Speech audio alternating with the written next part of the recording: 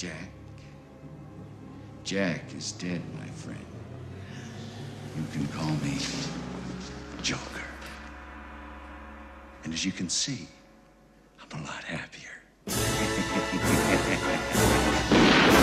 Despite the name of the film, the story seems to focus mainly upon the origin of the villain, the Joker.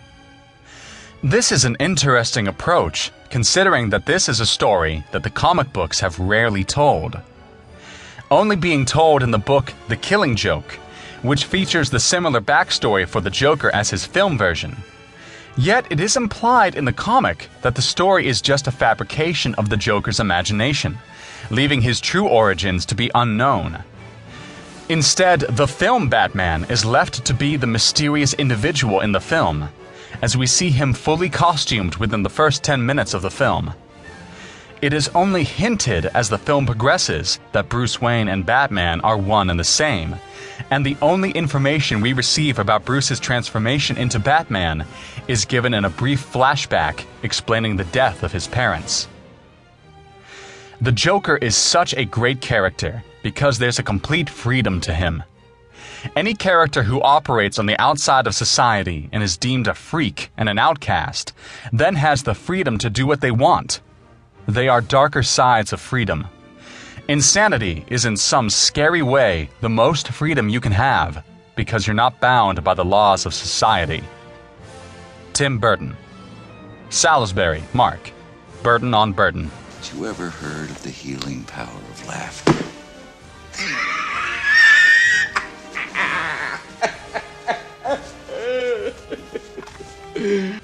The themes that appear in Batman reflect the times that the film was made in, the 1980s. The Joker, portrayed by veteran Hollywood actor Jack Nicholson, is designed to look almost like a Wall Street businessman. Unlike his comic book counterpart, who is slender, maniacal, and thrives on the insanity and unpredictability of life, the film Joker is short, podgy, and impeccably dressed. Whereas the comic book Joker is obsessed with chaos, the movie Joker is motivated by money, to make himself richer than everybody else in order to feel above common citizens, to be idolized by them. Throughout the film, the Joker runs his criminal gang like a corporation. He has a vice president-like figure named Bob, who he refers to as his #1 guy, and is often seen sitting behind a desk, seeing how his reputation appears to the public throughout the city newspaper. The Joker also creates a mock advert to publicize his new product, Smile, which is used to kill citizens of Gotham. Another reference to this is that it is stated that Gotham City is based on New York City, the heart of Wall Street. First and the art department deliberately mixed clashing architectural styles to make Gotham City the ugliest and bleakest metropolis imaginable. First continued, we imagined what New York City might have become without a planning commission. A city run by crime, with a riot of architectural styles. An essay in ugliness, as if hell erupted through the pavement and kept on going. First Anton, and Meddings Derek. Visualizing Gotham, the production design of Batman. Corliss Richard, Time Magazine. Show Business, The Caped Crusader Flies Again. Can somebody tell me what kind of a world we live in where a man dressed up as a bat gets all of my press? In one specific scene in the film, the Joker breaks into a museum and proceeds to vandalize the priceless artwork or completely destroy it.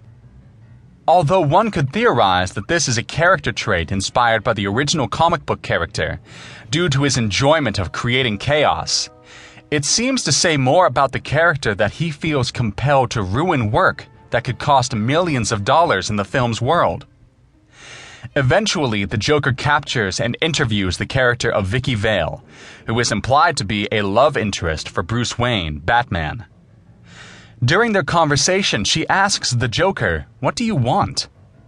The Joker replies with the line, "My face on the $1 bill," showing his fascination with financial gain. This is a trait that is more similar to the Joker featured in the 1960s Batman television show. Yet this Joker succeeds where the other failed, as we see towards the end of the film, where the Joker throws a street party, celebrating himself and his accomplishments. The whole film and mythology of the character is a complete duel of the freaks. It's a fight between two disturbed people. Burton, Tim. Burton on Burton, revised edition. Tell me something, my friend. You ever dance with the devil in the pale moonlight? What? I always ask that of all my prey. I just like the sound of it.